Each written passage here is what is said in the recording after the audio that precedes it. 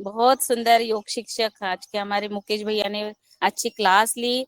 बढ़िया, बहुत बहुत अभिनंदन करते हैं मुकेश भैया, बहुत सुंदर। और आज के हमारे चीफ गेस्ट आदरणीय डॉक्टर किशोर दुबे जी, वरिष्ठ वैज्ञानिक, जिला नागपुर महाराष्ट्र से है और वो किसान को बहुत ही उत्कृष्ट मार्गदर्शन देते हैं। तो मैं उनको सादर आमंत्रित करती हूँ, वो आए। आदरणीय दुबे सर, आपका स्वागत है। और सदन में सभी लोग प्राणायाम करते रहें। आध घंटा हमें कपालभाति, आध घंटा अनुलोम विलोम और सूक्ष्म व्यायाम जो जरूरी हो वो करते रहें और सुनते रहें। और आज दुबे सर हमें एक जैविक के ऊपर कविता भी सुनाने वाले हैं, तो सादर आमंत्रित है। आइए दुबे सर, आपका स्वागत है। धन्यवाद बहन जी, धन्यवाद सदन। कल रात में फिर से हमारी बहन जी का फोन आया कि भाई आपको कंटिन्यू होना है और एक कविता भी सुनानी है। वैसा है, बहन का तो आदेश भाई छोटा हो या बड़ा हो नकार नहीं सकता, तो हमने बोला ठीक है, कोई बात नहीं, हम कर देंगे वो। दुबे सर, एक बात है कि आपका जो है ना, जो कैमरा है, थोड़ा सा चेहरा क्लियर आ जाइए थोड़ा सा। हाँ ठीक है, हाँ ठीक है, क्योंकि है ना मुख्य अतिथि की फोटो भी है, भेजवाना चाहते हैं वो, तो फिर आप दिखने चाहिए ना बराबर, तो ठीक है, थोड़ा ठीक सा। है मैडम, हाँ ठीक है, हाँ ठीक है, अभी ठीक है। ठीक है, धन्यवाद, ओके। तो मेरे मन में अभी तक रंजना बहन जी पुकारने तक किस विषय पे बात करना, क्योंकि मैंने रंजना जी को बोला तो बोले विषय सर आप रखो। तो दो विषय थे, एक तो था नारी मुक्ति की संदर्भ में और दूसरा विषय था किसान आंदोलन के संदर्भ में। तो मैं चाहता हूं कि किसान आंदोलन की जो बात है वही हम कंटिन्यू करें, क्योंकि वही सबके हित में बात है।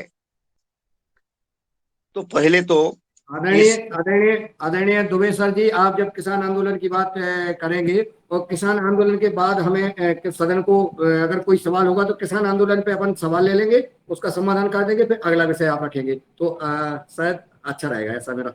बिल्कुल बिल्कुल क्योंकि अपन किसान महत्वपूर्ण आंदोलन विषय पर ही है, बात करेंगे किसान पहले। आंदोलन महत्वपूर्ण विषय है। और कहीं ना कहीं सरकार से जो या पार्टी से या राजनीतिक दलों से या जिनसे जो भूल हुई है, तो उसके बारे में शायद सदन का कोई सवाल होगा तो सुझाव पहुंच जाएगा जी। निश्चित रूप से आज अपन किसान आंदोलन पर ही बात करेंगे। तो सबसे पहले तो कल जैसा सभी साथियों ने भी बोला था, मुनीलाल जी और बाकी सबने, कल का जो गीत है जो हम किसान का अधूरा रह जाता, उसी को दोहरा के फिर हम बात रखेंगे। हम किसान देश की शान, जीने से बेजार है। हम किसान देश की शान, जीने से बेजार है। दिल्ली के उस लाल किले के हम भी तो हकदार है। दिल्ली के उस लाल किले के हम भी तो हकदार है। सोचा था सपनों में हमने आजादी मिल जाएगी, मुदत से इस बगिया की मुरझाई कली खिल जाएगी। झूठी सत्ता मिट जाएगी, अपनी हुकूमत आएगी।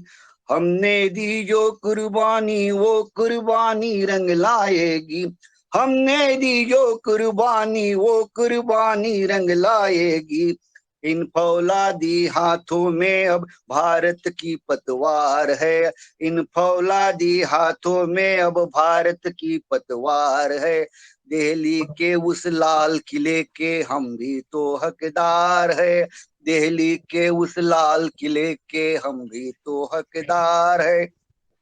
देश हुआ आजाद मगर करवट ली आजादी ने।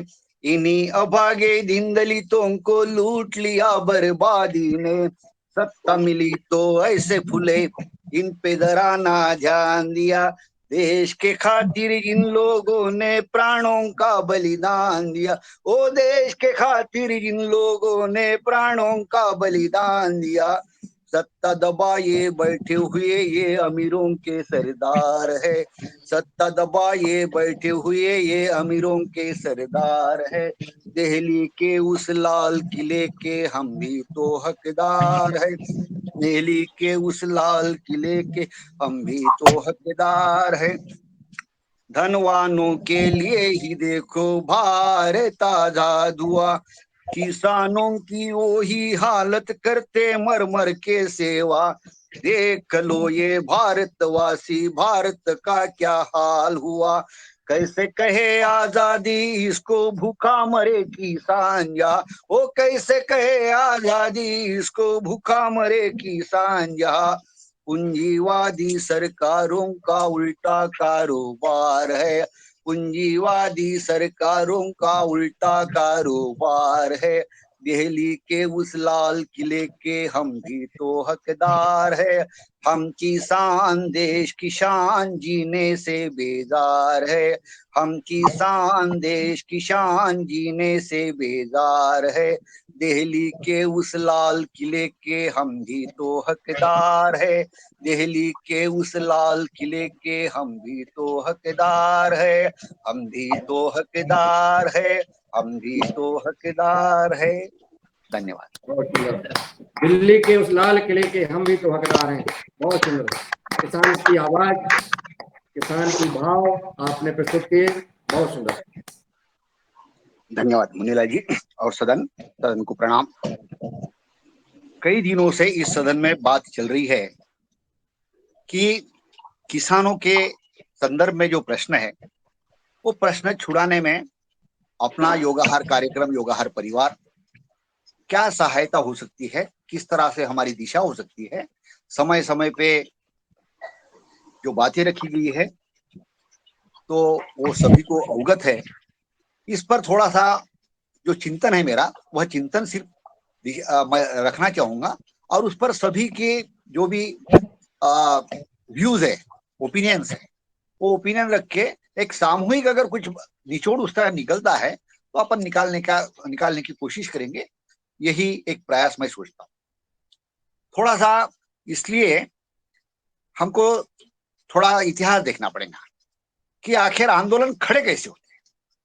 मैंने एक बार बोला था कि आंदोलन का तंत्र और मंत्र एक अलग विषय है, उस पर विस्तार से कभी बोलने का मौका मिलेगा तो जरूर बोलेंगे, लेकिन आज अपना अलग विषय है कि आंदोलन खड़े कैसे होते हैं। आंदोलन दो प्रकार के होते हैं। एक तो जनभावना जो है, जनभावना जो उसके निर्णायक लोग होते हैं वो निर्णायक लोगों तक पहुंचाने का काम होता है। तो एक तो सकारात्मक आंदोलन होते हैं, दूसरे निषेधात्मक आंदोलन होते हैं। अब सकारात्मक आंदोलन जिसको हम रचनात्मक कार्य बोलते हैं, जहां कई एनजीओ होते हैं, वॉलंटरी ऑर्गेनाइजेशन होती है, रचनात्मक काम करते हैं, बहुत सी धार्मिक संस्थाएं होती है, सामाजिक संस्थाएं होती है, जिसको सेवा कार्य कहा जाता है मोटे तौर पे। क्योंकि सर्विस सेक्टर ऐसा होता है कि अपने को सेवा करना है, अपनी व्यक्तिगत उसमें त्याग करना है, सेवा करना है, और उसके आधार पर ये आंदोलन होते हैं। दूसरा होता है कि परिवर्तनात्मक आंदोलन, जिसमें परिवर्तन करना है सब सोसाइटी का, समाज का, शासन का, प्रशासन का। ये जो आंदोलन है इसको हम मास आंदोलन बोलते हैं, जो जन आंदोलन खड़े होते हैं। पहला जो पार्ट है जो सेवा के लिए समर्पित होता है वो कैडर ऑर्गेनाइजेशन बोला जाता है। तो यानी उसमें कार्यकर्ता निर्माण की बात होती है। कई प्रकार की धार्मिक संस्थाएं देख लो, ऑलमोस्ट सभी में कार्यकर्ता निर्माण, चाहे सन्यासी निर्माण हो, ब्रह्मचारी निर्माण हो, गृहस्थ निर्माण हो, तो उसको एक कमिटमेंट दी जाती है कि भाई ये काम है, ये काम के बारे में गुरु जी का आशीर्वाद है और इस तरह से आपको आपकी सेवाएं देनी है, चाहे जो भी कठिन परिस्थिति हो, देश विदेश कहीं पे भी, जंगल में भी है, झुग्गी झोपड़ियों में भी है, वहां पे जाना है, तो वहां पे उसका समर्पित भाव तो होना ही चाहिए। ये कमिटमेंट बेस्ड जो होते हैं उसको हम सर्विस वाला पार्ट बोलते हैं, जिसमें सर्विस या रचनात्मक आंदोलन खड़े होते हैं। ये आंदोलन की विशेषता ये है कि ये बहुत धीमे गति से अपन आज के परिप्रेक्ष्य में यदि हम देखें या दुनिया के इतिहास भी देखें तो बहुत से कम यानी प्रभावी जरूर होते हो, लेकिन प्रभावी होने के बावजूद जनता तक पहुंचने में जो स्पीड गति होनी चाहिए, जितने संख्या में वो बढ़ने चाहिए, उतने संख्या में नहीं बढ़ पाते। मैं बड़े विनम्रता के साथ बोलता हूँ, स्वामी विवेकानंद जी, यहाँ पर मैं 3 साल सन्यासियों के साथ में रहा, बहुत नजदीक से देखा, आज भी मेरा संपर्क है। स्वामी जी विवेकानंद जी ने कहा था कि मुझे 1000 सन्यासी दो, और 1000 सन्यासी अगर मिल जाते हैं और वो अगर भारत में फैल जाते हैं तो निश्चित रूप से भारत बदल जाएगा। भाई 10 साल के पहले की हमारी फिर से बात हुई थी, तो रामकृष्ण मिशन वालों ने बोला था कि 1000 का आंकड़ा भी अभी तक लगभग पूरा नहीं हुआ है। रामकृष्ण मिशन के पास में कई जगह पे जमीन है, ट्रस्ट है, संस्थाएं बनी है, लेकिन समर्पित कार्यकर्ता जो है, वो समर्पित कार्यकर्ता जिस संख्या में जाना चाहिए, निर्माण होना चाहिए, वो नहीं हो पाए। तो निश्चित रूप से, हालांकि उनका काम बहुत ही अच्छा है, बहुत ही अच्छा है निश्चित रूप से, लेकिन अपना जो परिप्रेक्ष्य देख रहे, पैरामीटर देख रहे कि जनता तक पहुंचने में वो सफल हुए क्या, तो जनता तक पहुंचने में सफल होने में प्रश्न चिन्ह आज भी लगा है। हालांकि विचार पहुंच गए, लेकिन जिस तरह से परिवर्तन होना चाहिए था, वह परिवर्तन मासेस में जो चाहिए, हम जनता में चाहिए, वो नहीं हुआ है। दूसरा उदाहरण मेरे सामने है सर्व सेवा संघ का।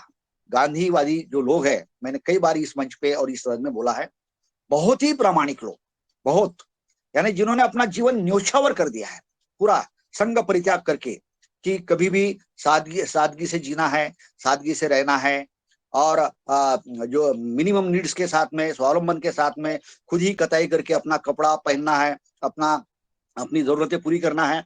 इस तरह के कई समर्पित कार्यकर्ता हमने बहुत नजदीकी से देखे। वो उनके जीवन में तो परिवर्तन ला पाए, लेकिन जनता तक पहुंचने की जो बात हुई, तो वहां पे फिर भी वो प्रश्न चिन्ह लगा रहा। उसके संदर्भ में 4-5 साल के पहले एक रिव्यू कमेटी थी, तो रिव्यू कमेटी में जाने का मुझे अवसर मिला था, और वहां पे कुछ लोगों ने जो प्रश्न खड़े किए थे, वो प्रश्न आंदोलन को खड़ा करते समय आज भी वैसे के वैसे ही है, कि उन्होंने बोला था कि इसमें युवा लोग कितने प्रमाण में अपन जोड़ पाए।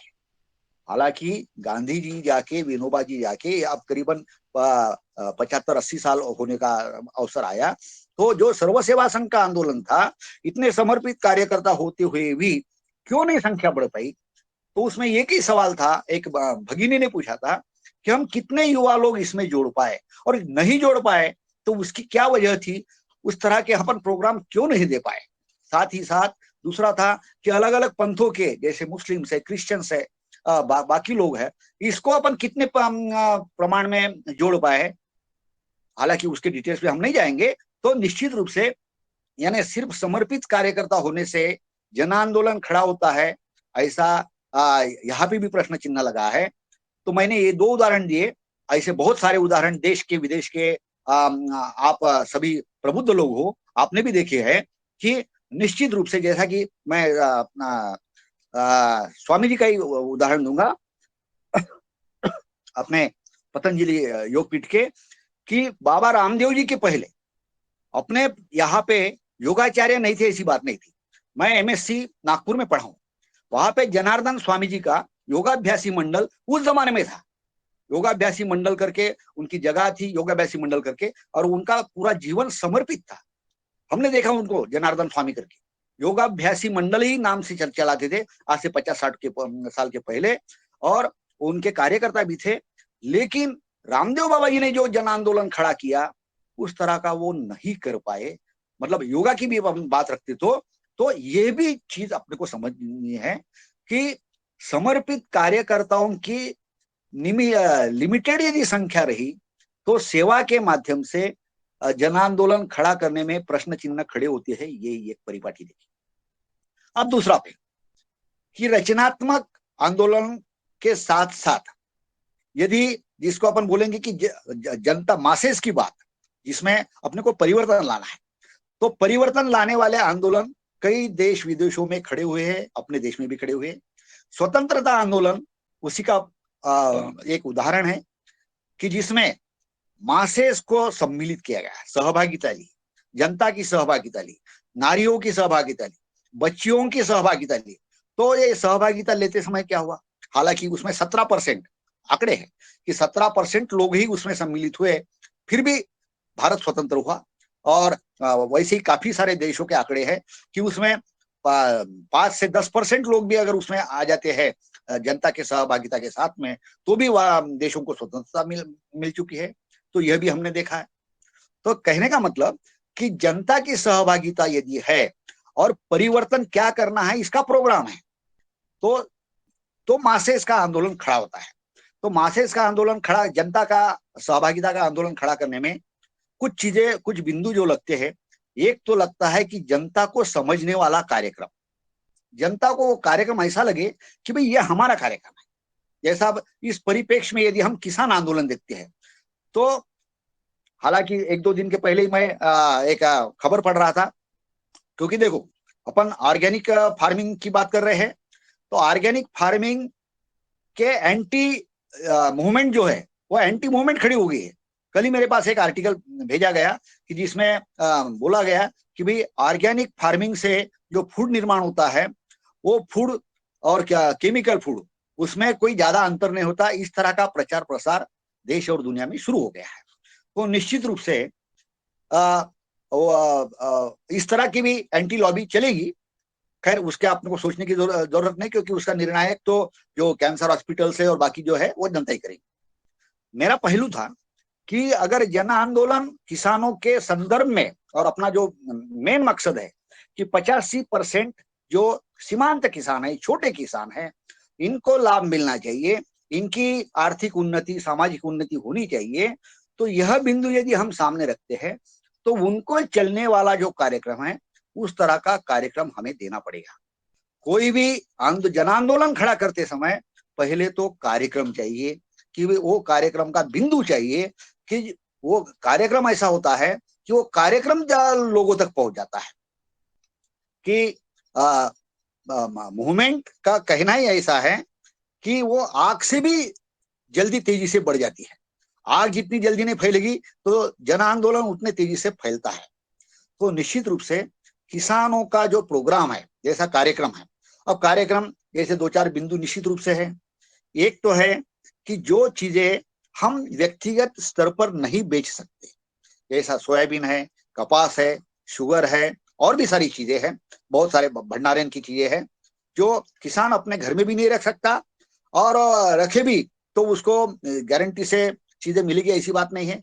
तो उसके लिए तो जैसा कल हमने बोला था कि प्रोसेसिंग प्लांट, ट्रेडिंग ऐसी कंपनियों को परमिशन देनी पड़ेगी आदि। तो इस तरह के कि भाई उस तरह से हमको रेट्स मिलने चाहिए। तो मासेस का आंदोलन खड़ा करने के लिए, जैसा कि उचित एमएसपी, और उचित एमएसपी उचित कम से कम कुछ 4-5 चीजों के लिए यदि हम देवे और इसके लिए सहभागिता यदि मांगे, तो निश्चित रूप से किसानों का जन समर्थन उसके संदर्भ में मिलेगा। तो यह एक प्रोग्राम है। या जैसा कि ट्रांसफर ऑफ सब्सिडी, जैसा कि सब्सिडी केमिकल के कंपनियों के देने के बजाय वो यदि किसान के खाते में डायरेक्टली चली जाती है, और उसका फिर ऑर्गेनिक का यूज करना कि केमिकल यूज करना है, वो यदि निश्चित रूप से है, तो एक ये दूसरा बिंदु हो सकता है कि transfer of subsidy into the pocket of the farmers, के किसानों के खाते में डायरेक्टली वो चले जाए, यह दूसरा बिंदु हो सकता है।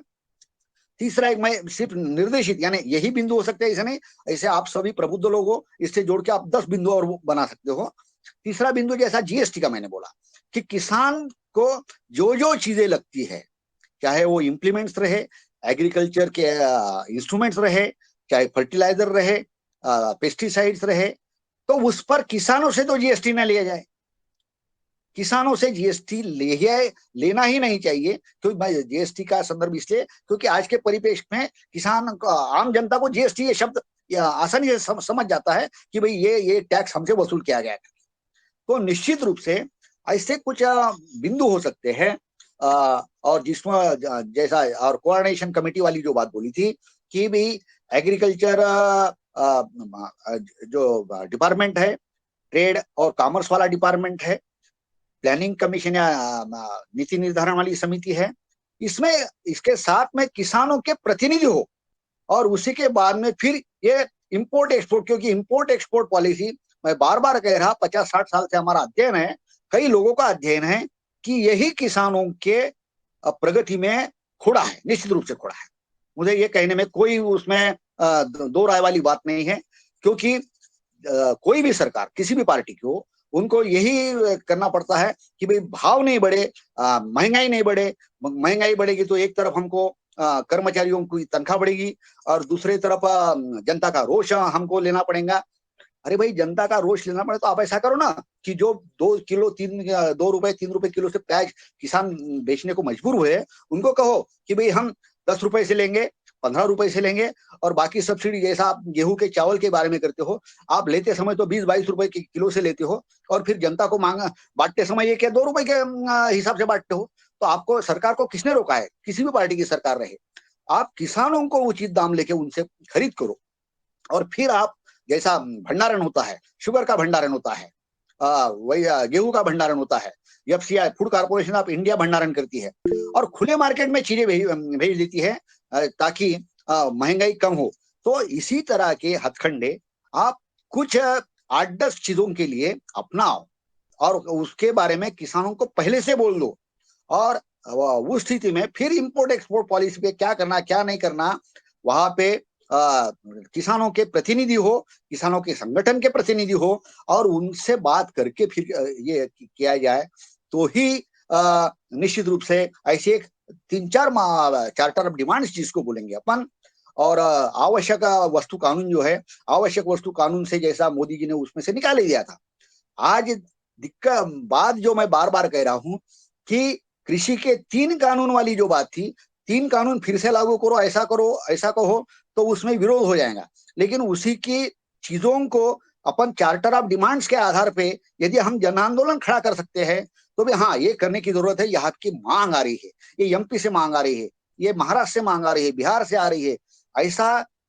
क्योंकि जब तक मांग नहीं रहेंगी, डिमांड नहीं रहेंगी, तब तक उस संदर्भ में कोई भी बात नहीं होगी। तो ऐसे कई बिंदु उसमें जोड़े जा सकते हैं, अलग ओपिनियंस हो सकते हैं, उनको भी हम सुनना चाहेंगे। और इसके साथ साथ हम ये कहना चाहेंगे कि अभी अगले साल लोकसभा के चुनाव है, क्योंकि कृषि ये विषय है कि कृषि विषय राज्य का भी है और केंद्र का भी है। तो अपने जन आंदोलन जो है, चार्टर ऑफ डिमांड्स जो है, वो इस तरह और इतने बड़े पैमाने में खड़े हो जाने चाहिए कि उसके लिए फिर प्रचारित करना पड़ता। पहले तो प्रोग्राम तय करना पड़ता, प्रोग्राम तय करके जो भी तय होगा, उसके साथ में कई अपने लाइक माइंडेड संगठन है, अगर वो अपने साथ में आते हैं तो उनकी भी मदद लेनी पड़ेगी, और लाइक माइंडेड संगठनों के साथ में विचार विमर्श करके वो प्रोग्राम फाइनलाइज होगा।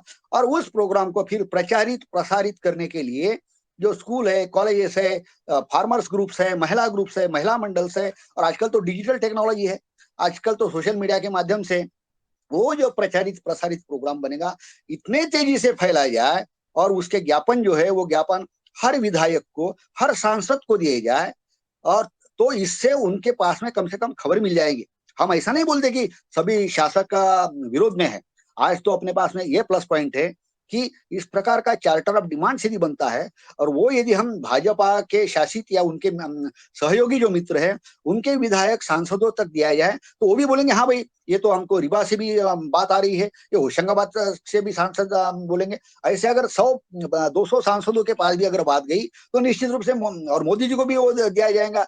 इस प्रकार का चार्टर ऑफ डिमांड्स वाली बात होती है, या शिवराज जी जैसा मुख्यमंत्री है कि उसके पास में, उनके पास में भी अगर ये बात होती है, तो कहीं ना कहीं हमको ये चाहते हैं कि किसी भी एक राज्य में भी अगर ये बात हो जाती है, तो निश्चित रूप से वो एक मॉडल बन जाता है, रोल मॉडल बन जाता है, कि ये रोल मॉडल दूसरे स्टेट्स वाले भी उसको अंगीकारित करे करके। तो इस तरह के प्रयास यदि हम लेंगे तो सहभागिता बढ़ेगी।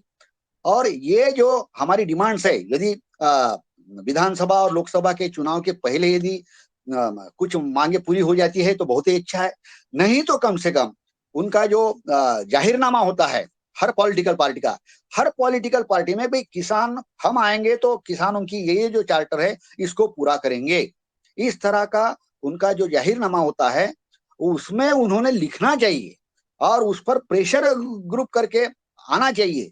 यह सब बातें जब होगी तभी निश्चित रूप से जन सहभागिता के साथ में हम आगे बढ़ने में और किसानों की सही उन्नति के संदर्भ में सोचने में कामयाब होंगे, ऐसा मुझे व्यक्तिगत रूप से लगता है। तो निश्चित रूप से इसमें मतांतर हो सकते हैं। दूसरी चीज कि भाई योगाहार यह जो स्वैच्छिक ग्रुप है और साथ ही साथ पतंजलि से जुड़ा हुआ है, तो कई बार ऐसा भी होता है एक पहलू कि भाई जैसा आरएसएस और बीजेपी हम देखे, आरएसएस एक कैडर ऑर्गेनाइजेशन था और वो पॉलिटिक्स में नहीं जाना चाहता था, तो कैडर ऑर्गेनाइजेशन अपनी जगह पर रहा, लेकिन उसके कार्यकर्ताओं को उन्होंने बीजेपी में भेज दिया और अलग संगठन के नाम से फिर वो ये जन आंदोलन खड़ा करने में उसे प्रचारित करने में कामयाब रहे। यह भी एक तरीका हो सकता है। हम तो ओपन माइंडेड, यानी क्या किया जा सकता है, कैसे किया जा सकता है, इस बारे में सदन के वरिष्ठ जो मेंबर्स है, सभी मेंबर्स उनकी राय चाहते हैं और उसका क्या एक जिसको बोलेंगे कि रोड मैप क्या बन सकता है, कि किस तरह से हम आगे बढ़ सकते हैं, इस बारे में सदन में खुली चर्चा हो और उसमें से अगर कुछ बिंदु निकलते हैं तो निश्चित रूप से हम सभी उन बिंदुओं को लेकर आगे की कार्रवाई में शामिल होने की, सहभागिता होने की कोशिश करें। इन्हीं शब्दों के साथ में मैं मेरे वाणी को विराम करता हूँ। धन्यवाद आदरणीय डॉक्टर साहब, बहुत महत्वपूर्ण विषय रहे हैं और हमारे सदन में बुद्धिजीवी जन जुड़े हुए हैं, विद्वान जन जुड़े हुए हैं, उनके हम कमेंट चाहेंगे। आपने जो आज संबोधन दिया है किसानों पे और हमारे संतों के ऊपर देश के जी, आदरणीय अशोक पटेल जी, आप सादर आमंत्रित थे, अपनी बात रखें। मैं किसान आंदोलन हुआ इस पे इनका किशोर जी का क्या कहना? किसान आंदोलन हुआ था देश में बहुत बड़ा, उस पे किसान आंदोलन पे ही उन्होंने बताया है, उन्होंने जो संबोधन दिया है किसान आंदोलन में और अपनी बात रखी है, वही तो बताया है। नहीं मुनीला जी, पटेल जी का जो क्वेश्चन है कि अभी दिल्ली में जो हुआ था वो राकेश टिकैत के और उनके सहयोगी के साथ में, उस संदर्भ में बात बोल रहे पटेल सर कि वो जन आंदोलन नहीं था, वह जो व्यापारियों के एजेंट थे, उन दलाल थे, उनका आंदोलन था। इसके बारे में किसी को भी दो राय नहीं है। जो सही एनालिस्ट थे, जिन्होंने विश्लेषण वो पढ़े हैं, तो निश्चित रूप से वो जन सहभागिता का आंदोलन नहीं था। नहीं, मेरा ये मानना है कि वो जो कृषि कानून थे वो अगर देश के लिए इतने अच्छे थे तो उनका प्रचार करके फिर उनको पास क्यों नहीं किया? चुपके से संसद ने उसको पास क्यों कर दिया गया? पहला प्रश्न। दूसरा प्रश्न ये था कि उसमें एक मेन बिंदु था कि जो समर्थन मूल्य है, कोई भी उसमें ये था समर्थन मूल्य से कम पे कोई भी किसान की चीज नहीं खरीदेगा। वो किसान नेता सब मांग रहे थे सरकार से कि आप इस कानून में एक जो सबसे बड़ी कमी है कि समर्थन मूल्य से कम पे कोई चीज नहीं खरीदेगा, ये चीज उसमें नहीं मानी गई थी। यही तो सबसे बड़ी उस कानून की कमी थी, इसीलिए तो वो आंदोलन सफल हुआ। और आप बोल रहे हो कि वो आंदोलन गलत था, उसमें सहभागिता नहीं थी। 13 महीना कोई इतना विश्व का सबसे बड़ा आंदोलन था और आप बोल रहे थे जन आंदोलन नहीं था। तो मैं ये बताता हूं कि अब भारतीय किसान संघ जिंदगी भर से ये मांग करता है कि लागत के आधार पर मूल्य का निर्धारण होना चाहिए। आज तक नहीं हुआ, लेकिन उन्होंने पूरा अपनी देश की कृषि को कुछ कंपनियों के हाथ में सौंपने की साजिश थी वो उसके अंतर्गत। तो कुछ बुद्धिजीवी किसान थे जिन्होंने, वो बुद्धिजीवी किसान नहीं, बुद्धिजीवी लोग थे वो जो सब, जिन्होंने इस देश की आजादी में महत्वपूर्ण योगदान दिया। अंग्रेजों और मुगलों से जिन लोगों ने लोहा लिया, उन लोगों ने उस आंदोलन को, नहीं तो अब तक मैं उसका प्रत्यक्ष उदाहरण आपको बताता हूं। जब वो कानून पास हुआ तो हमारे यहाँ के आसपास के कम से कम 10-12 करोड़ रुपए किसानों के व्यापारियों ने खा गए थे, क्योंकि उसमें कोई ऐसा प्रावधान नहीं था कि कोई भी लेके चल जाए और उसको सजा हो जाए। उसमें बहुत कमी थी वो आंदोलन की। आपने उस आंदोलन को पढ़ा नहीं ठीक से, न देखा, क्योंकि वो साल भर तक चला, उसकी एक एक चीज थी। हिंदुस्तान की पूरी मीडिया उसके विरोध में थी। इसके बाद में भी जो कुछ लोग थे, समझदार थे, वो उन्होंने उसका समर्थन किया। मैं ये नहीं मानता कि वो आंदोलन गलत था। अब इसके बारे में आपके विचार बताइए। उसमें एक बहुत बड़ी कमी थी कि जो समर्थन मूल्य था ना, उसके नीचे खरीद के वो ले जाते व्यापारी माल। उसमें लाखों, हमारे यहाँ भी बहुत बड़ा घोटाले हो गए थे उस टाइम पे। धन्यवाद पटेल सर। मैं नम्रता पूर्वक कहता हूं क्यों मैंने वो 3 कानून जब संसद में पास हुए थे उसी के बाद में उसका अध्ययन किया था।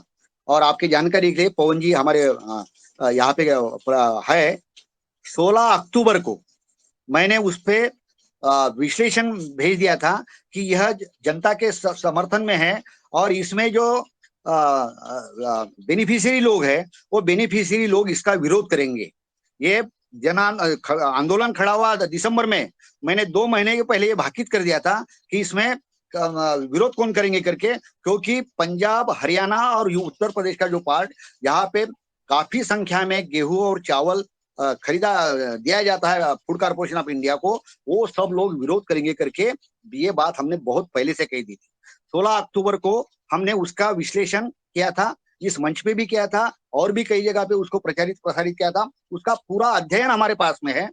तीसरी चीज मैं ये पूछ रहा हूँ, उसमें जो समर्थन मूल्य होता है उससे कम में खरीद के लिए सरकार ने क्यों नहीं माना? मेरा प्रश्न ये है, उसमें ऐसे कानून में क्यों नहीं था ये चीज? समर्थन मूल्य में खरीद जो कॉन्ट्रैक्ट फार्मिंग था, तो कॉन्ट्रैक्ट फार्मिंग में कॉन्ट्रैक्ट किस तरह से साइन हो, ये किसान उगाने के पहले ही, कोई उपज लगाने के पहले ही वो कंपनी के साथ में उसमें कॉन्ट्रैक्ट कर सकता था, ये प्रावधान था। इसलिए उसको कम पे देवे ज्यादा देवे ऐसा कोई कंपल्शन बिल्कुल नहीं था। बिल्कुल था उसमें, बिल्कुल था उसमें बहुत सी ऐसी चीजें थी, था ना। और आज भी जो किसान है थोड़ा सक्षम है जब बन सकता है। उसका मेन कारण बताऊं किसानों का, कि जो समर्थन मूल्य है, जैसे मान लो बहुत सी चीजों का समर्थन मूल्य बिहार में वो बहुत सस्ती बैठ रही है, तो जो समर्थन मूल्य है, समर्थन मूल्य पे अगर सरकार खरीदी भी करती है या एक नियम बना दे जो समर्थन मूल्य आपका जैसे गेहूं का 2500 रुपए है, तो वो उससे कम में कोई नहीं खरीदेगा, तो भी इस देश का किसान मालामाल हो सकता है। मैं बात करता हूं मध्य प्रदेश की। मध्य प्रदेश में जो कुछ समृद्धि है उसका मुख्य कारण एक ही है कि यहाँ मध्य प्रदेश की जो सरकार है वो 90% समर्थन मूल्य पे किसानों की खरीद करती है, इसलिए किसान थोड़ा यहाँ संपन्न है। तो सरकार जब तक समर्थन मूल्य जो देती है उस पर खरीद की गारंटी नहीं देती तब तक किसान मालामाल नहीं हो सकता। और वो जो कानून था किसान हित में नहीं था, किसी भी हालत में नहीं था। अगर आपको समय हो तो मेरे से डिबेट कर लेना, वो किसानों को बर्बाद कर देता, रोड पे ला देता, तो जो किसानी है वो भी कंपनियों के हाथ में चल जाती अपने यहाँ की।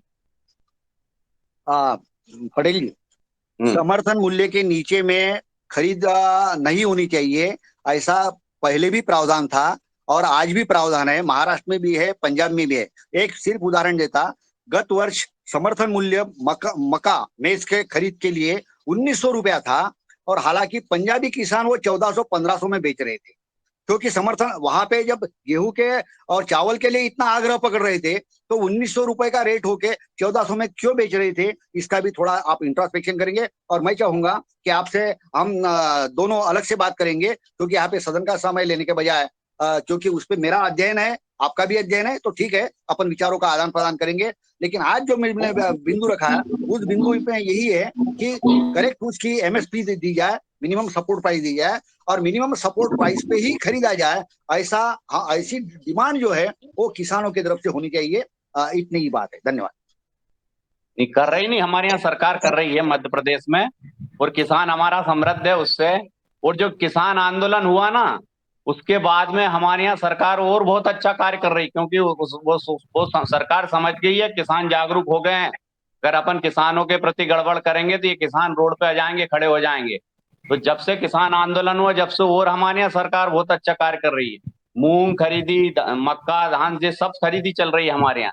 उसके पहले एक बार हमारे यहाँ मध्य प्रदेश में भी 6000 रुपए मूंग का रेट था, लेकिन बाजार में यही मूंग 3000 बिक रही थी। जो उसके प्रति आंदोलन यहाँ मंदसौर में हुआ था आंदोलन, उसके बाद में सरकार फिर सचेत हो गई।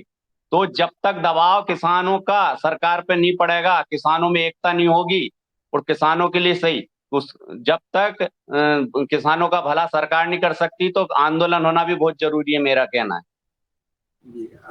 आंदोलन हो, परंतु वो इस प्रकार का आंदोलन ना हो जिस प्रकार का किसान आंदोलन हुआ। आदरणीय अशोक पटेल जी, आंदोलन जो हुआ वो आंदोलन नहीं था जन आंदोलन नहीं था। ये जो है विदेशों की ताकतें, देशद्रोही ताकतों ने इस आंदोलन, किसानों के नाम पर इस भीड़ भाड़ इकट्ठी करके और ऐसी गतिविधियां संचालित की जा रही थी कि हमारे देश को तोड़ने का काम किया जा रहा था। इसलिए सरकार ने वो वापस लिया, क्योंकि हमें अपने देश को बचाना है, हमें देश में हमें हत्याएं और विभिन्न उपद्रव नहीं कराना था। ये जो आंदोलन किया जा रहा था, किसानों का अगर आंदोलन होता तो किसानों की एक एक बात मानी जाती है, लेकिन जब मांगा जाता है तो सरलता के साथ अपनी बात रखी जाती है, ना कि आदमियों की हत्या कर करके टांगे जाते हैं, अंग काटे जाते हैं। और क्या क्या वहां हुआ आपने देखा है। ये किसानों के नाम पर झंडा जो है, हमारे राष्ट्रीय ध्वज का अपमान किया गया, सारी चीजें उन्होंने वहां की जो हदें पार कर दी थी, ये किसान कभी नहीं कर सकता है।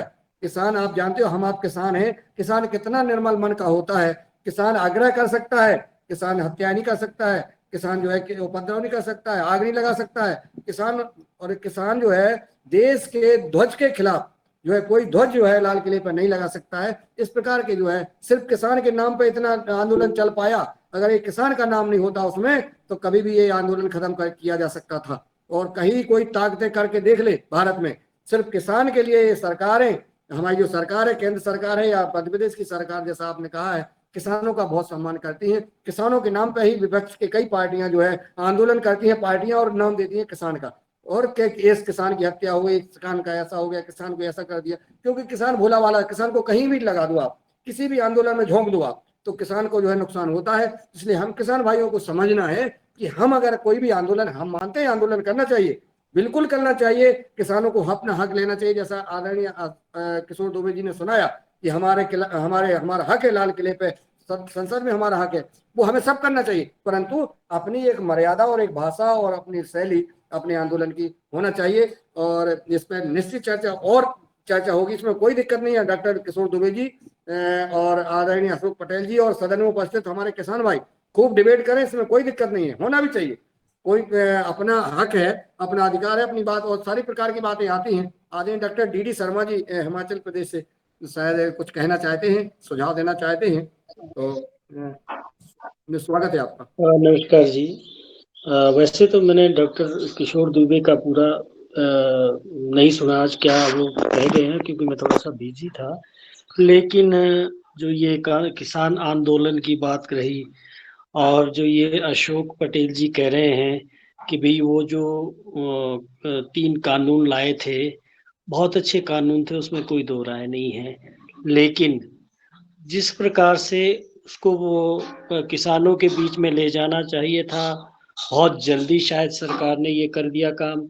लेकिन हमारा जो ये आंदोलन था, वो मैं मानता हूँ कि इसमें बहुत सारी पॉलिटिकल पार्टियां आई, दूसरे लोगों ने उस पर अपना हक जमा दिया, और जो बाहर के कुछ शरारती तत्वों ने भी उस आंदोलन को एक दूसरा रूप देने की कोशिश की। लेकिन जो इसमें एक किसान आंदोलन जब भी चले, उसमें दूसरों की अगर भागीदारी होगी, क्योंकि किसान तो छोटा छोटा किसान है, वो आंदोलन को इतना आगे नहीं ले जा सकता जितना आंदोलन ये मेरे ख्याल पीछे चला था। पर मैं ये कह रहा हूँ कि ये जो समर्थन मूल्य की बात है, समर्थन मूल्य किसानों को, बहुत छोटे किसान जिसमें मार्जिनल, बिलो मार्जिनल, वो जो उगा रहा है आपके, खास करके नॉन सीरियल क्रॉप्स कौन सा किसान उगाता है? वो जिसके पास मतलब बहुत कम जमीन है। हम हिमाचल में बीघा बोलते हैं, वहाँ क्या बोलते हैं, तो बीघा से भी आधा बीघा उसके पास है। वो उसमें क्या करता है? वो करता है उसमें बेमौसमी सब्जी उगाता है, या फिर ऐसी सब्जी, ऐसा फसलें उगाता है जो नॉन सीरियल क्रॉप्स है, नॉन लेग्यूमिनस क्रॉप्स है। तो वो उसकी तरफ अभी तक किसी भी सरकार का ध्यान नहीं गया है। मैंने कई बार कहा है कि जो एपीएमसी है, एग्रीकल्चर मार्केटिंग कमेटी की सब्जी मंडियां हैं, जब भी वहाँ कोई ऐसा उत्पाद आता है जो छोटा किसान लेके आता है, मैं उदाहरण देता हूँ, अगर वो फूल गोभी लेके आता है, बंद गोभी लेके आता है, शिमला मिर्च लेके आता है, टमाटर लेके आता है, अगर वो टमाटर बहुत अच्छे ढंग से तैयार किया उसने उसमें अपनी खादें डाली, उसमें अपना वो दूसरा डाला, और उसकी जो लागत है वो उसके जो उसको प्राइस मिला उस प्राइस के कम अगर वो उसको मिल रहा है तो वो किसान, छोटा किसान, गरीब किसान कभी भी उसमें फायदेमंद नहीं हो सकता। तो उसके लिए तो वही जो मेरे ख्याल से चल रहा है कि भाई आप उसको एक क्लस्टर में करें, क्लस्टर को ग्रुप में करें, बड़े ग्रुप्स को एफपीओ में करें, जो भी एक कोशिश सरकार की रही थी। तो मैं तो ये मान के चल रहा हूँ कि प्राइस इंश्योरेंस, वो तो मैं हर प्लेटफॉर्म में बात करता हूँ कि प्राइस इंश्योरेंस होनी चाहिए। अगर 10 रुपए से कम फूल गोभी जो हाइब्रिड बीज 1.5 लाख रुपए का सीड वो खरीदता है किसान, अगर वो उसका लागत से कम उसको प्राइस मिलता है तो उसमें प्राइस जो है सरकार दे, कुछ करे। लेकिन सरकार की अभी तक कोई भी ऐसी सरकारें नहीं आएगी कि पेरिशेबल जो फसलें हैं उसमें हम समर्थन मूल्य उनको दें।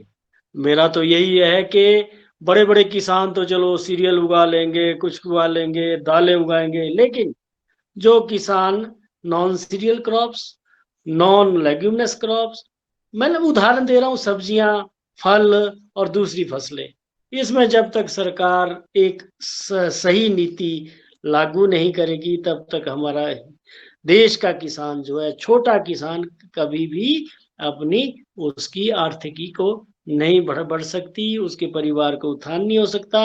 ये इंटरनेशनल समस्या है मार्केटिंग। आदरणीय मुनीलाल जी, डॉक्टर किशोर दुबे जी, मेरी तो कभी बात डॉक्टर किशोर दुबे से नहीं हुई है, बहुत ही लर्नड आदमी है, बहुत ही एक्सपीरियंस्ड आदमी है, और प्रैक्टिकली ये चीज मैं अभी तक महसूस कर रहा हूँ। बस बाकी इसमें तो आप सभी जानते हैं कि ये जो आपका एक योगाहार, ये जो सदन है, इस सदन में सभी को अपनी बात रखने की पूरी आजादी है। तो ये अशोक पटेल जी भी ठीक कर रहे हैं, आप भी ठीक कर रहे हैं, और अपने डॉक्टर किशोर दुबे भी कर रहे हैं। पर बेसिक ये समस्या है, छोटे छोटे किसान, क्यों सबसे ज्यादा अगर 90% किसान है हिंदुस्तान में वो मंझौले और बिलोट छोटे किसान है, उनकी समस्या जब तक सॉल्व नहीं होगी तब तक हमारा देश का किसान समृद्ध नहीं हो सकता। मैं इतना ही अपना आज का वक्तव्य कहूंगा। धन्यवाद। बहुत सुंदर सर, धन्यवाद आदरणीय डीडी शर्मा जी। बहुत सुंदर आपने सुझाव दिया। अब मैं चलता हूँ पतंजलि योगपीठ हरिद्वार, जहाँ से हम जिनका इंतजार कर रहे हैं कि वो इस कार्यक्रम के ऊपर हमारा मार्गदर्शन करें, हमको दिशा दें। आदरणीय पवन कुमार जी को मैं सादर आमंत्रित करता हूँ, आए और अपना उद्बोधन देने का कष्ट करें।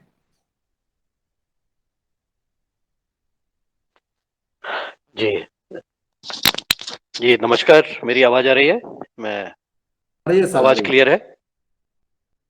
जी ठीक है साहब, ठीक है। हेलो, ओम, बहुत अच्छी आवाज आ रही है पवन जी। ओके, नमस्कार। जी नमस्कार। मैं स्पीकर में था अभी, मतलब इसलिए मैं कंफर्म कर रहा हूँ।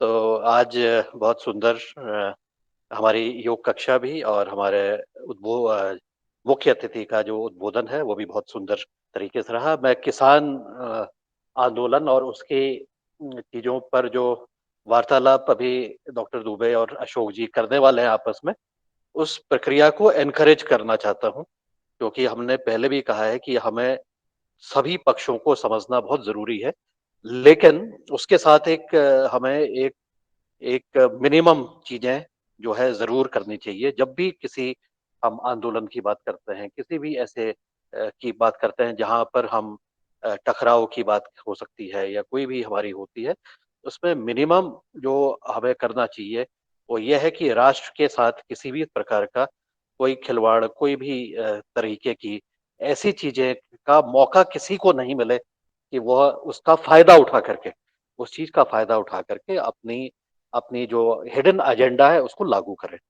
इस किसान आंदोलन में भी और ऐसी भी बहुत सारी घटनाओं में हमने देखा है प्राय कि कुछ ऐसे तत्व जिनको सरकार से विरोध हो, वो भारत विरोध में भी उतर आते हैं, चाहे उसके लिए उनको कुछ भी करना पड़े। तो इन सब चीजों को भी समझते हुए हमें अपनी राय बनानी है और उन्हीं चीजों का समर्थन करना है जिसका जो हमारा एक ढांचा बना हुआ है, उस ढांचे में कोई किसी भी प्रकार का कोई दुस्साहस नहीं करे कि वह कोई भी चीज का फायदा उठा करके, कोई भी चीज में घुस के सरकार मोदी विरोध के शुरुआत करते हुए, सरकार का विरोध करते हुए देश के विरोध में भी कब चले गए, कब डूब गए, उसका वहां पर उनको मौका नहीं मिले।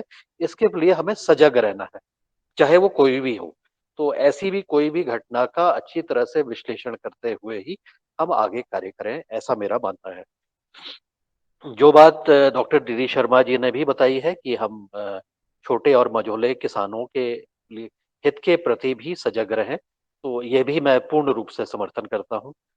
हमने एक्सपीरियंस किया है और उत्तराखंड में और हिमाचल में आपने भी किया है कि छोटे और मझोले किसानों की जो सब्जी उत्पादन का जो कार्य है, उसको संगठन बना करके मदर डेयरी जैसी संस्थाओं ने काफ़ी सही रूप से सीधे अकाउंट में पैसे देने का कार्य किया है। और अब मदर डेयरी क्या है, वो तो व्यावसायिक संगठन है, उसको सरकार ने कहा क्या कि वहाँ पर आके करे। तो ऐसी कोई भी व्यवस्था बने जो न्यायपूर्वक हो, छोटे और मझोले किसानों के हितों को पूर्ण रूप से उसका फ़ायदा देने के लिए अच्छी तरह से कार्य करे, इसके लिए परस्पर संवाद, परस्पर देख-रेख होना ज़रूरी है, मॉनिटरिंग होना ज़रूरी है। क्योंकि कई बार संस्थाएँ चलती हैं, चाहे प्राइवेट हो, चाहे सरकारी हो, कुछ समय बाद उनका विघटन होना शुरू हो जाता है। तो ऐसी व्यवस्था बनाने की ज़रूरत है, चाहे वो सरकार बनाए, चाहे कोई प्राइवेट एजेंसी बनाए, वो व्यवस्था किसानों के हित के लिए निरंतर चलती रहे। अगर उसमें कोई व्यवधान आता है, तो उसके लिए भी सभी पक्ष सजग होकर के काम करें। ये मैं अपने अनुभव से बता रहा हूँ कि हमने भी जब ऐसे एक फ्रूट एंड वेजिटेबल सोसाइटी बनाई, तो पता लगा कि 2 साल अच्छा कार्य करने के बाद उसका सचिव ही, जो कि किसान था और वहीं था, वो बाकी लोगों के पैसे लेकर के भाग गया। अब इसके लिए क्या करेगी सरकार, क्या कर सकती है, मदर डेयरी क्या कर सकती है, कौन क्या कर सकता है, और उसने अपने आप को मानसिक रूप से दिवालिया कहते हैं, वो सर्टिफ़िकेट भी डॉक्टर का लगा करके, फर्जी सर्टिफ़िकेट लगा करके भी घर वालों के माध्यम से पहुँचा। इसी प्रकार से अगर ये ह्यूमन नेचर है, और ये ह्यूमन नेचर है, और जो हमारी लालच वाली जो चीज़ है, उसके प्रति ये होता है, तो ये सभी पक्षों के ऊपर लागू है। केवल किसान ही नहीं, सरकार में भी कुछ लोग अपने लालच के लिए कर लेते हैं, प्राइवेट एजेंसीज़ भी लालच के लिए कुछ भी करने के लिए आगे चले जाती हैं। इन सब चीज़ों के लिए हमें सजग रहने की ज़रूरत है, और व्यवस्था ऐसे बनाने की ज़रूरत है, जो कि इस तरह की समस्याओं को निपटने के लिए, सँभालने के लिए कटिबद्ध हो, और उसके लिए आवश्यक कदम अपने स्तर से उठाए। ना कि दूसरे लोग उसके लिए कहें कि ये सरकार का काम है, ये इसकी व्यवस्था होनी चाहिए थी। शुरुआत हमें अपने आप से करनी है। तो ऐसा भी मैंने इसको अनुभव किया है।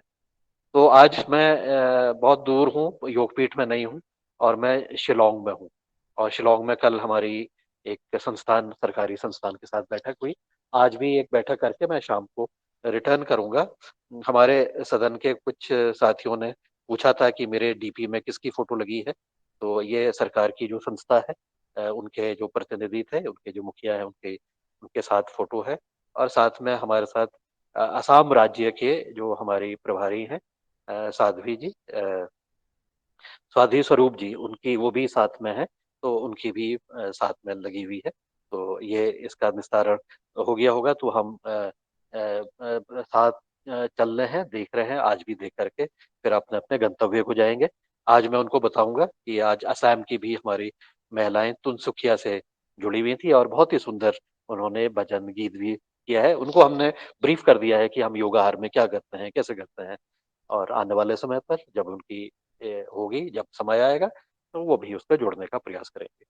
तो बहुत सुंदर आज का हमारा कार्य रहा है, और आज मुकेश जी ने भी बहुत अच्छे दंड दिया हमें, बार-बार दंड दिया, इतना दंड सह नहीं पाए। और मध्य भारत, मध्य प्रदेश को भी हिलाया उन्होंने, मध्य प्रदेश से पूरा भारत हिल गया।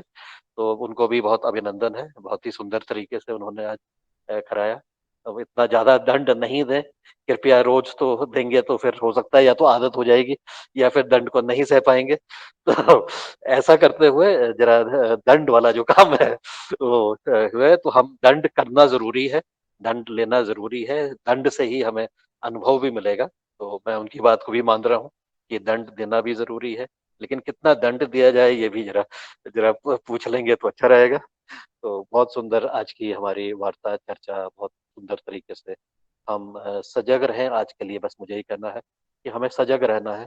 हमें किसी को भी हमारे संगठन का, हमारे अपने कार्यों का, हमारे अच्छे कार्यों का, हमारे कंधे पर बंदूक लगाने का किसी को मौका नहीं है।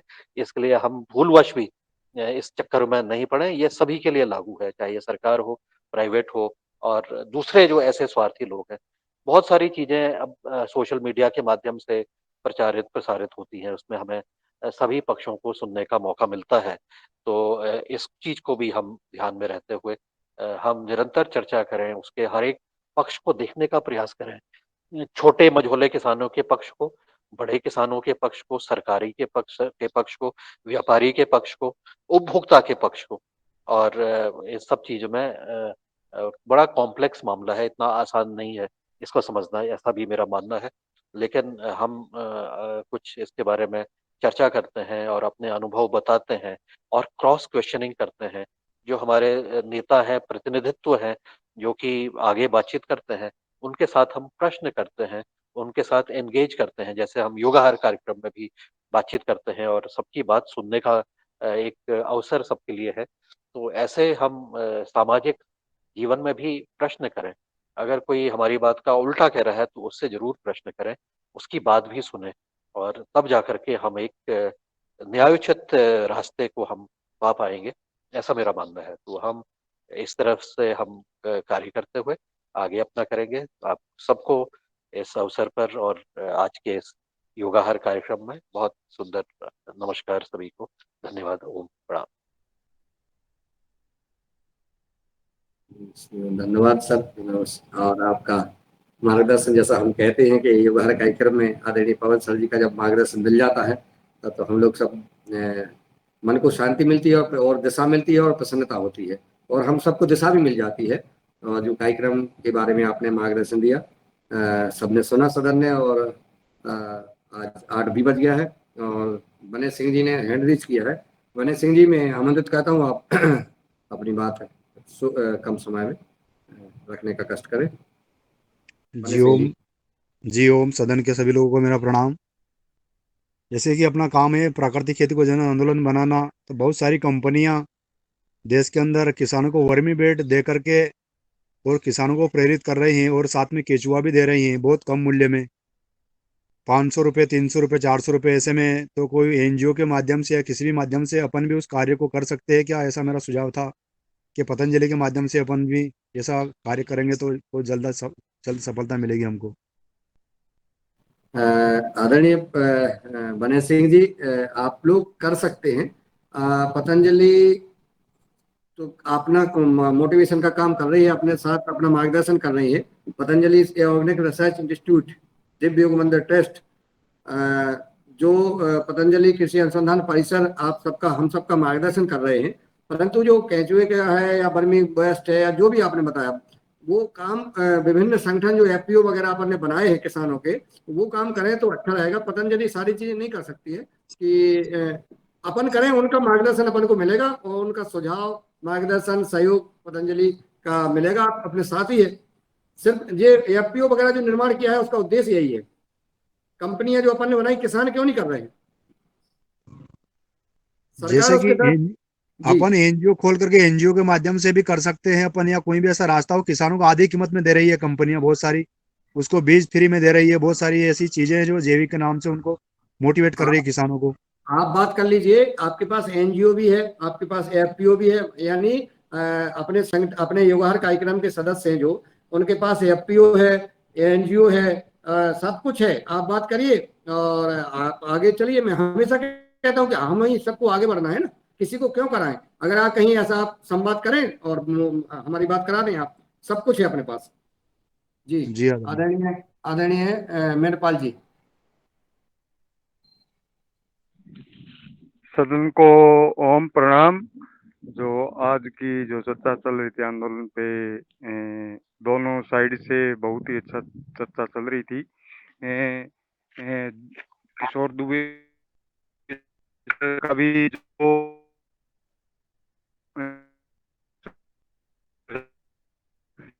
आपकी आवाज कट रही है। आपकी आवाज कट रही है आदरणीय मेंढपाल जी। हमारी नेटवर्क की प्रॉब्लम नहीं आ रही। आप कल कल कल आके रखिए आप उसको नेटवर्क में रहिए। जी, मेनपाल जी की आवाज नहीं आ रही है। कल मेनपाल जी अपना नेटवर्क में रह के अपनी बात रखें, महत्वपूर्ण बात है। आदरणीय दिनेश जी सेमवाल जी ने हैंड रेज किया है। आप अगर नेटवर्क में हो तो आप अपनी बात रखें। आदरणीय दिनेश जी सेमवाल जी, बहुत देर से सुनने को नहीं मिला आप। आदरणीय दिनेश जी, आवाज आ रही है आप तक? जी आदरणीय, धन्यवाद। अब मेरी आवाज वहाँ पे आ रही है? आ रही है। हाँ जी, आपकी आवाज आ रही है सर। क्या मेरी आवाज वहाँ पे पहुँच रही है?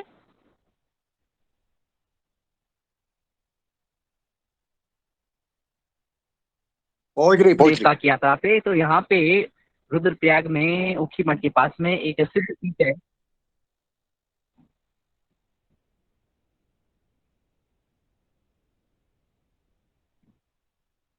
आपकी भी हाँ, आवाज शायद नहीं आ आवाज रही। मेरी आ नहीं रही है। मैं कोशिश करता हूँ जुड़ने की।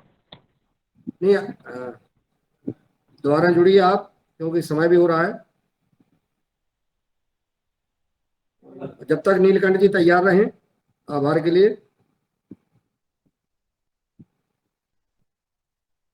जी दिनेश जी, शायद दिनेश जी की आवाज नहीं आ रही है, नेटवर्क में नहीं है। मेनपाल जी नेटवर्क में नहीं है। कल हम आप लोगों को सुनेंगे। और आज का समापन की ओर चलते हैं। आदरणीय नीलकंठ सावले जी को सादर आमंत्रित करता हूँ कि वो आए और आज का आभार व्यापित करें। और कल आभार कौन करेगा और हनुमान चालीसा कौन सुनाएगा, आज ही क्लियर कर दें। कल हनुमान चालीसा कौन सुनाएगा?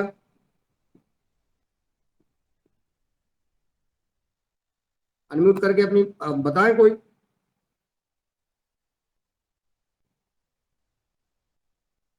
कल हनुमान चालीसा बने सिंह जी आपने सुना दिया? कल आप जी नहीं सुनाएंगे। सुनाया अभी। और जी कल जो है कल्पना खोटले जी आप आभार की ज्ञापित करेंगी, तैयार रहना। जी हाँ, चलिए। जी दिनेश जी, सर, क्या मेरी आवाज वहाँ पहुँच रही आप पहुंच रही है सर, होगी? पहुंच रही है। जी जी, बहुत बहुत धन्यवाद। आदरणीय सदस्यों को प्रणाम। और मैं अभी अपने गांव की यात्रा पे हूँ और आसपास के क्षेत्रों में यहाँ पे एक प्रसिद्ध तीर्थ स्थल है, सिद्धपीठ काली मठ। तो हमें दर्शन काली मठ करा में दीजिए अभी रुद्रप्रयाग जी का। और हाँ, दर्शन करा दीजिए। ये जिला रुद्रप्रयाग से कुछ दूर पर केदारनाथ रोड पे काली मठ पड़ता है। और ये यहाँ का प्रसिद्ध काली मंदिर है। और यहाँ पे हमने सबसे पहले आए और पूजा कर ली है। अन्य लोग अब धीरे धीरे आ रहे हैं।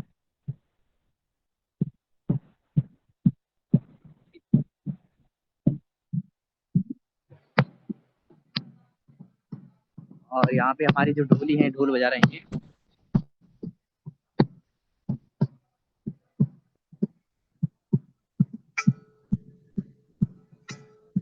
ये हिमालय की तलहटी में है और जो मंदाकिनी जी हैं वो पास में बह रही हैं।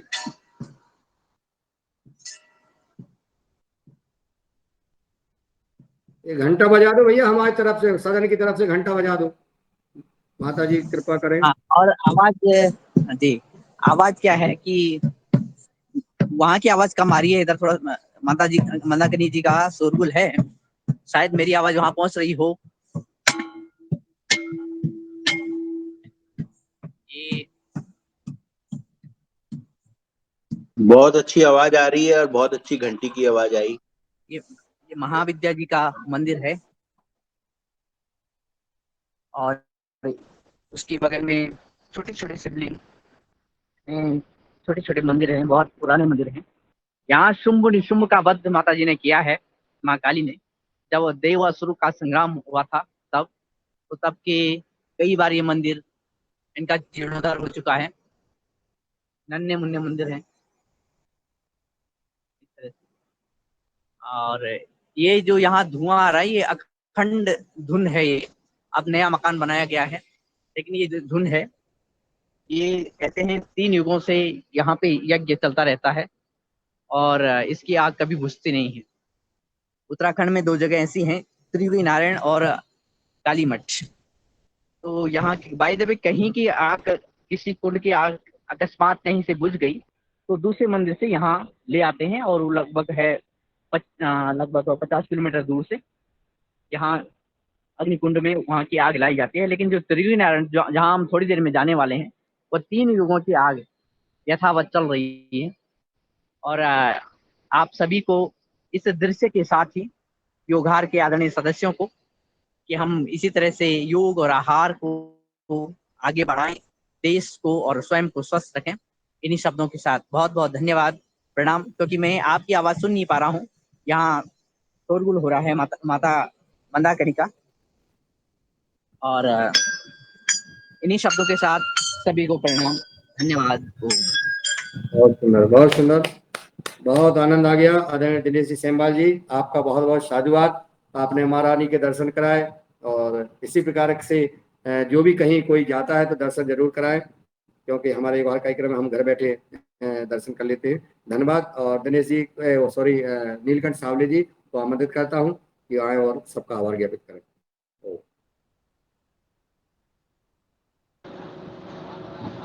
ओम आदरणीय सभी सदन को प्रणाम। धन्यवाद मुन्नालाल भाई जी। आज के हमारे योग शिक्षक श्री आदरणीय मुकेश भाई जी, योगाचार्य मुकेश मालवीय जी, बहुत अच्छा योग कक्षा रही। और जो नर्मदापुरम में अंतर्राष्ट्रीय योग का जो बड़ा उत्सव हुआ, बहुत ही मनोरम हुआ। और मां नर्मदा की तट पर ऐसा लग रहा था कि अपने उस कार्यक्रम में शामिल हो, ऐसा मन में ये देख के, दृश्य देख के एकदम मन प्रसन्न हो गया था।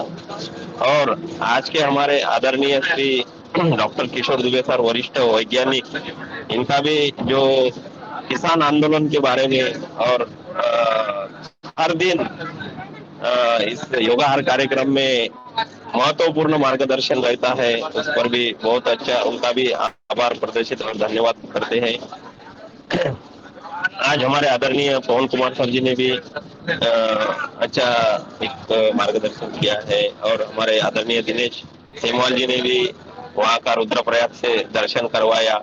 तो ये भी आज जो दिन की शुरुआत हुई दर्शन देवताओं के, तो बहुत अच्छा लगा और मन प्रसन्न हुआ। और इसी प्रकार आज के हमारे आदरणीय मुन्नीलाल भाई जी, आदरणीय महान रंजना किन्नीकर जी, आदरणीय भुवनेश्वर राय जी, आदरणीय बनेर सिंह जी, आदरणीय बीडी शर्मा जी, आदरणीय डॉक्टर किशोर दुबे सर जो कि आज के मुख्य अतिथि थे, और बहन कल्पना कुपेले जी, आदरणीय कृष्ण कुमार जी, आदरणीय मनपाल बुद्रा जी,